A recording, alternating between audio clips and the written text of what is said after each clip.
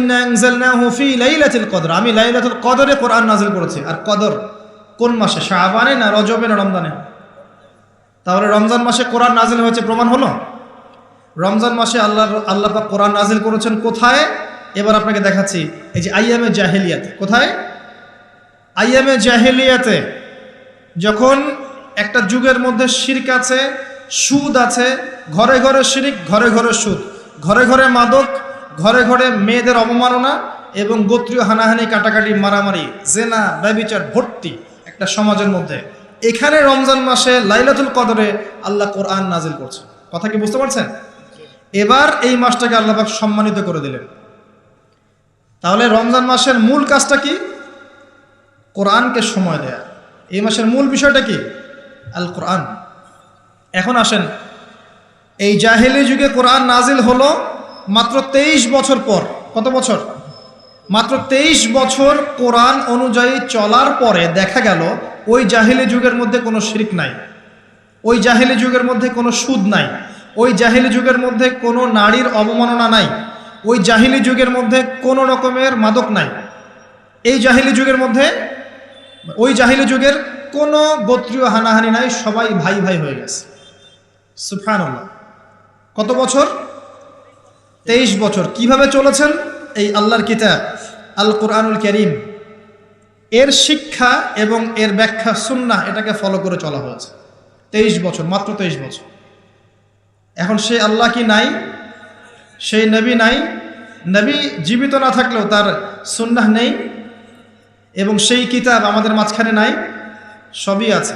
যদি সেই আল্লাহ থাকেন, সেই নবীর সুন্নাহ থাকে এবং সেই কিতাব আমাদের মাঝে থাকে, তাহলে আমাদের জাহিলিয়াতগুলো দূর করা সম্ভব না? কি করবেন রমজান মাসে কোরআনকে? আপনি জেনেছেন রমাদান মাস কোরআনের মাস, এই মাসটাকে আপনি কিভাবে মূল্যায়ন করবেন? আমি কয়েকটা ক্লাসিফিকেশন বলছি, লিসেন, এই জায়গাটা একটু ভালো করে শোনেন। 1 নাম্বার, বিভিন্ন শ্রেণীর মানুষ থাকে। এক শ্রেণীর মানুষ আছে আমাদের সমাজে যারা আলিফ বা তাসা মোটেই জানে না। আছে? আছে? এমন অনেক মানুষ আছে, এদের সংখ্যা কিন্তু কম না, প্রচুর মানুষ যারা আলিফ বা তাসাও উচ্চারণ করতে পারবে, কোরআন বিশুদ্ধ করে একটা আলহামদুলিল্লাহি রাব্বিল আলামিন এটা পড়তে পারে না, বানান করে করে পড়তে পারে না। আছে না? এক কথায় বিশুদ্ধ তেলাওয়াত করতে পারে না, এমন মানুষের সংখ্যা কম না বেশি? প্রচুর। তাদের জন্য এই রমজানের টার্গেট হচ্ছে তাদেরকে এই রমজানের মধ্যেই কোরআন তেলাওয়াত করা শিখতে হবে। এতটুকু পারবেন? পারবেন না? ভয় পাচ্ছেন? রমজান 1 মাস সময় লাগার কথা না, আপনার 20 দিন সময় লাগবে কোরআন তেলাওয়াত শিখতে ইনশাআল্লাহ। বিশ্বাস হচ্ছে না? হয়তো আপনি দ্রুত গতিতে পড়তে পারবেন না, কিন্তু পড়তে পারবেন। আপনি মদ মাখরাজ তাজবিদগুলো শিখতে পারবেন। এখন আপনার জন্য টার্গেট যারা কোরআন মোটেই তেলাওয়াত করতে পারেন না, এই মাসে 1 মাসের মধ্যে আপনি কোরআন তেলাওয়াত করা শিখবেন, এটাই আপনার টার্গেট। পারবেন? মনে রাখবেন, নবী সাল্লাল্লাহু আলাইহি ওয়াসাল্লাম বলেছেন ইকরাউল কোরআন, তোমরা কোরআন তেলাওয়াত করো। ফাইন্নাহু ইয়াতি ইয়াউমাল কিয়ামা শাফিআন লিআসহাবি, কোরআন কিয়ামতের দিন তার পাঠকারীর জন্য সুপারিশকারী হবে ইনশাআল্লাহ।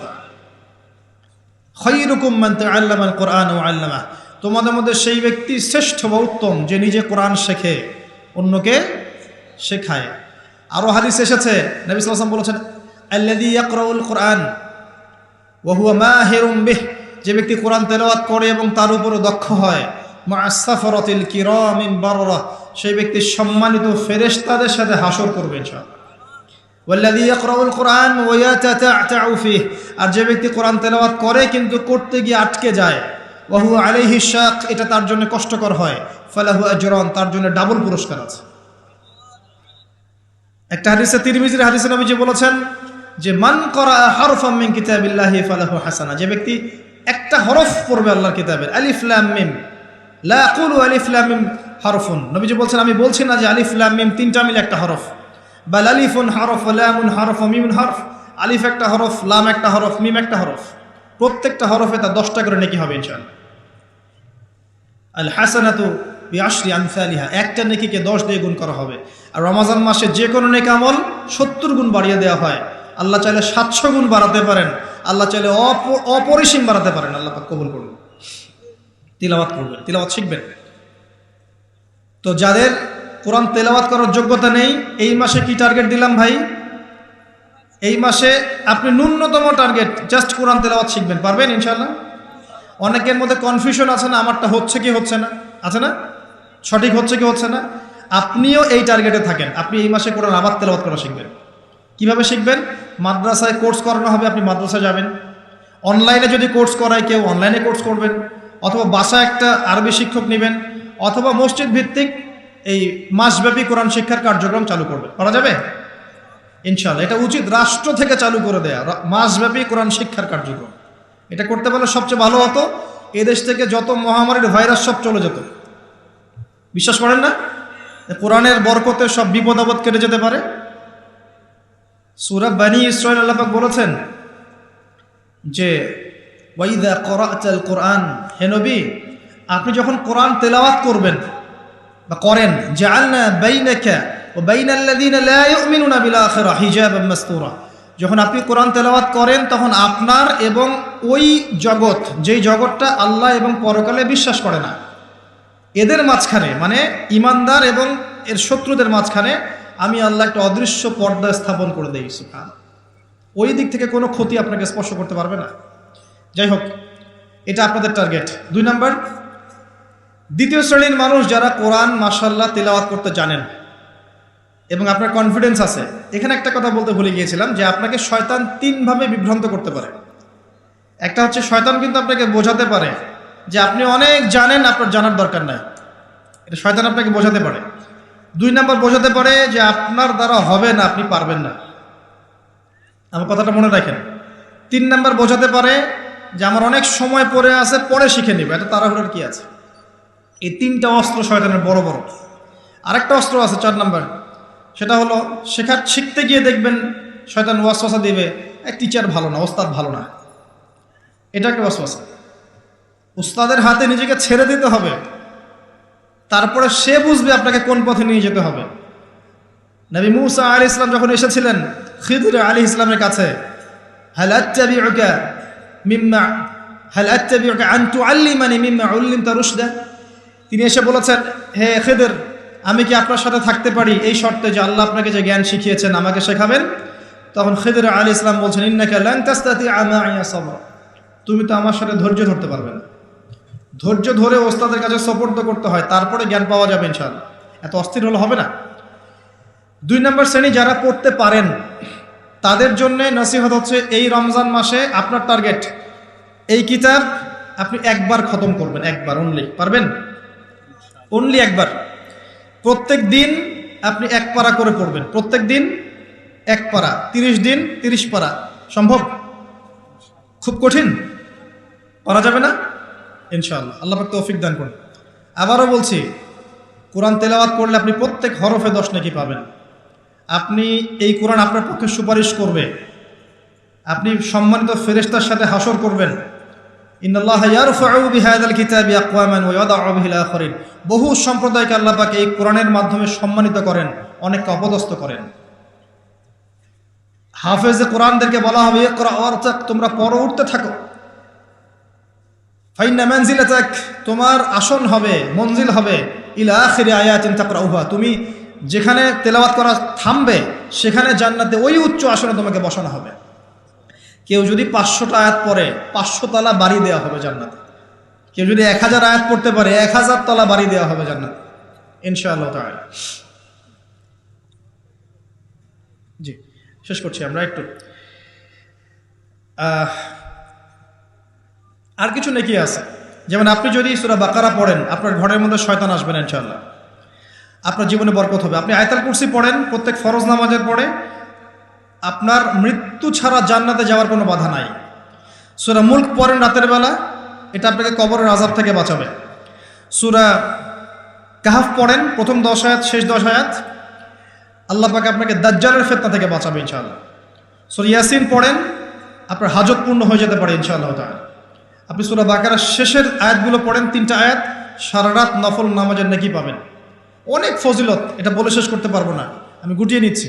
যারা কোরআন তেলাওয়াত করতে পারেন তাদের জন্য কোরআনময় রমাদান হচ্ছে, আপনারা কোরআন 1 পারা করে পার ডে পড়বেন, একবার খতম দিবেন। পারা যাবে?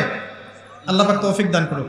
3 নাম্বার, তারা যারা হাফেজে কোরআন, তাদের টাস্ক হচ্ছে এই কোরআন রমজান মাসে পুরোটা আবার হিফসের চর্চা করবেন। অনেক সময় ইয়াদদাস কমে যায় না, অনেকে আবার ভুলে যায় না। হাফেজদের প্রতি নসিহত হচ্ছে এই মাসে আপনি পুরো কোরআনটাকে আবার রিগেইন করবেন, রিভাইজ করবেন, চর্চা করবেন, আবার আগের জায়গায় ফিরিয়ে নিয়ে আসবেন। পারবেন ইনশাআল্লাহ? আল্লাহ তৌফিক দান করবেন। এবং সম্ভব হলে তারাবির নামাজ পড়ান। যারা তারাবির নামাজ পড়ায় তারা সৌভাগ্যবান, তারা পুরো কোরআনটা হিফজ করার সুযোগটা পেয়ে যায়। আল্লাহ পাক তাদেরকে তৌফিক দান করুন। এখানে একটা কথা বলবো আমি 1 মিনিটে, যে ইমাম, খতিব, মুয়াজ্জিন যারা আছেন তাদের ভালো ভাতার ব্যবস্থা করবেন, তাদের পরিবারের ভরণ পোষণের জন্য ভালো অঙ্কের ভাতার ব্যবস্থা করবেন। সব কিছুর দাম বাড়বে, তাদের ভাতা বাড়বে না, এটা হতে পারে না। তাদের জন্য, তাদের পক্ষে যদি কথা বলার কেউ না থাকে, আমি কথা বলছি, তাদের জন্যে আপনি ভালো অঙ্কের ভাতার ব্যবস্থা করবেন। তাদেরকে যেন পরিবার নিয়ে টেনশন করতে না হয়। নামাজ পড়াবেন, তারাবি পড়াবেন, খুতবা দিবেন, দিনের প্রচার করবেন, আপনি তার পরিবারের দায়িত্ব নিয়ে নেবেন। পারবেন? এটা করতে না পারলে তো আল কোরআনের আলো ঘরে ঘরে জ্বলবে না। কোরআনওয়ালা মানুষের যদি সমস্যা থাকে তাহলে কোরআনের কথা কে বলবে? কে নামাজ পড়াবে আর কে আপনাকে তারাবি পড়াবে? তারা অনেক মাজলুম এবং অসহায়, তারা মুখ ফুটে অনেক কথা বলতে পারে না, তাদের পক্ষে কথা বলার মানুষ খুব কম। তাদেরকে ভালো অঙ্কের অনারিয়ামের ব্যবস্থা করবেন, এটা করা উচিত আমাদের সবার। একটি ইমামের বেতন 5,000 10,000 টাকা, কিভাবে সংসার চলবে? সংসার চলতে পারে না। আল্লাহ পাক তাদেরকে প্রশস্ত রিজিকের ব্যবস্থা করুন, আমিন। আমাদের মানসিকতা পরিবর্তন করুন, আমিন। হাফেজ কোরআনদের জন্য এই টাস্ক, আপনারা পুরো কোরআন হিফজ করবেন, চর্চা করবেন এই রমজান মাসে। তারপরে আর 2-3টা বলে শেষ করছি। যারা কোরআন আমরা অর্থ জানি, টুকটাক অর্থ জানি, আমাদের কাজ হচ্ছে এই রমজান মাসে কোরআনের ব্যাকরণগুলোকে ঝালাই করা, আরবি ভাষাটাকে একটু ঝালাই করা, এবং বিশুদ্ধ তাফসিরকে নিয়ে পুরো কোরআন A to Z পুরো কোরআন 1 মাসের মধ্যে অর্থসহ পড়া। পারবো ইনশাল্লাহ? যারা আমরা অর্থসহ পড়তে আগ্রহী বা টুকটাক আরবি ব্যাকরণ ভাষা জানি, তাদের উপর দায়িত্ব হচ্ছে এই রমজান মাসে পুরো কোরআনটা অর্থসহ পড়ার চেষ্টা করা। আল্লাহ পাক আমাকে আপনাদের সবাইকে তৌফিক দান করুন। এখানে আমি একটা সহজ কথা বলছি, শোনেন।